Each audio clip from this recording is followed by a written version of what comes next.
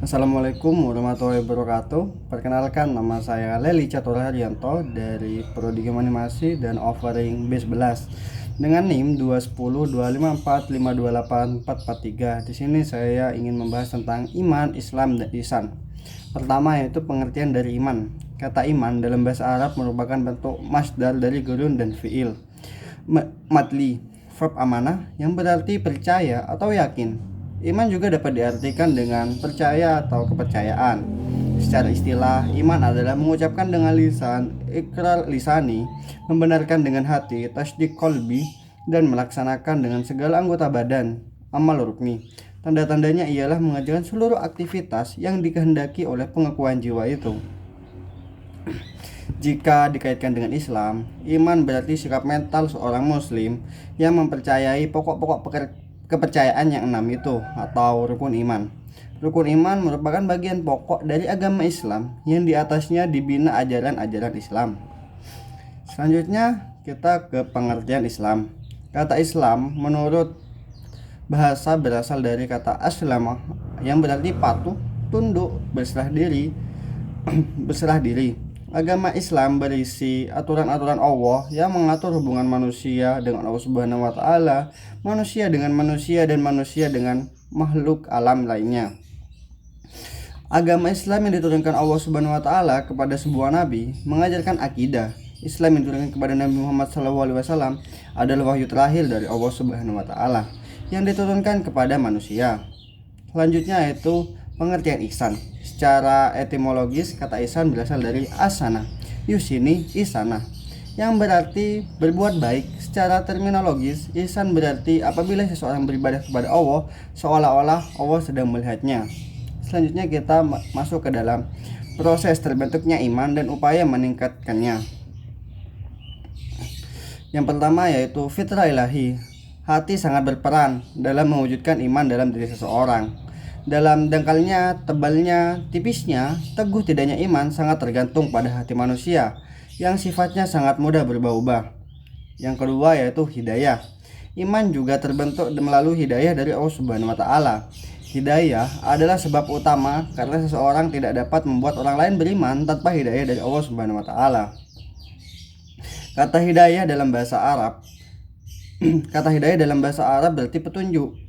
Hidayah dibedakan menjadi 5 macam, yaitu hidayah al-wijdan al-fitri, petunjuk insting dan intuisi. Yang kedua itu ada hidayah al-hawas atau petunjuk indrawi. Yang ketiga yaitu ada hidayah al-aqal, petunjuk akal.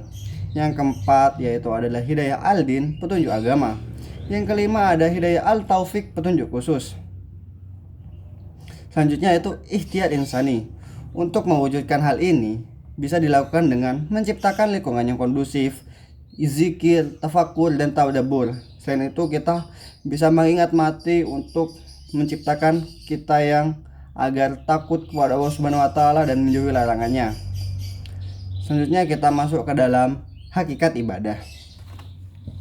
Ibadah adalah bentuk penghambaan diri kepada Allah Subhanahu wa taala yang bukan hanya berkaitan dengan hubungan manusia dengan Tuhan, tetapi juga hubungan dengan sesama manusia, bahkan juga manusia dengan makhluknya.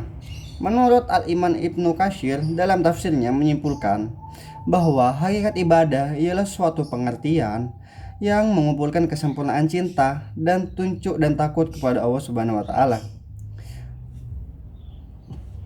Di sini kita membahas manfaat ibadah itu sendiri. Ibadah berfungsi sebagai pupuk yang dapat menumbuhkan suburan dari iman itu sendiri.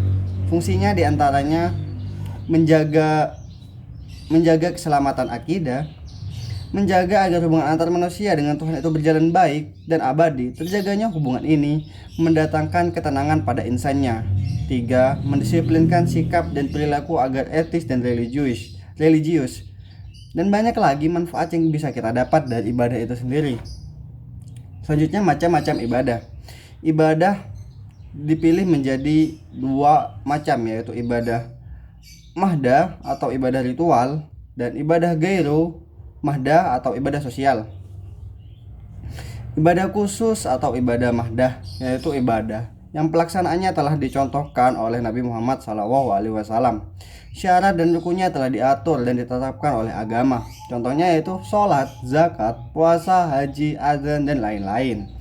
Selanjutnya ada ibadah umum atau goiru mahdah, yaitu ibadah yang jenis dan macamnya tidak ditentukan oleh Al-Quran dan hadis, berupa perbuatan apa saja yang dilakukan oleh seseorang yang dibenarkan oleh agama. Ibadah jenis ini sering diartikan dengan sebuah perbuatan yang diizinkan oleh agama dan Rasul.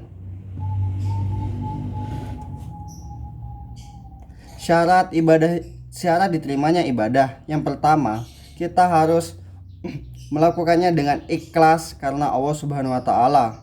Selain itu, kita melakukan ibadah itu harus sesuai dengan standar atau yang telah dilakukan oleh Rasul Shallallahu alaihi wasallam itu sendiri. Terima kasih. Demikian penjelasan dari saya tentang iman, Islam, dan ihsan. Wassalamualaikum warahmatullahi wabarakatuh.